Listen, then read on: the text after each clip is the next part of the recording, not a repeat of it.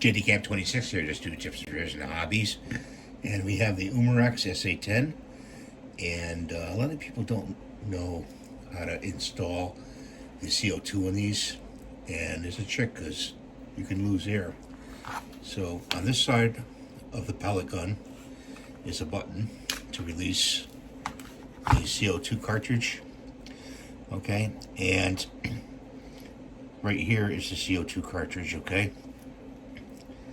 what you want to do is you want to put pellet oil on top of your cartridge before you put it in. I'm not going to put it in, take it out, because it's full right now. And you slip it in the cartridge. Okay, because this is going to be loose down here. There's a thing down here that flips, and that's where the problem lies. This thing flips, so you have to get it out. So like that. You have to get it out. Put it behind your index finger.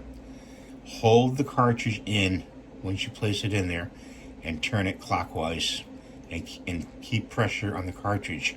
If you let go of this cartridge, it'll spin and you'll lose gas out of the cartridge. You'll lose shots. So that's what I want to show you. So you turn it this way, and you hold it with pressure. Okay? So that's for your tip for today. Safe shooting, and be good. And we'll see you in the next video. Thank you for watching. Please subscribe.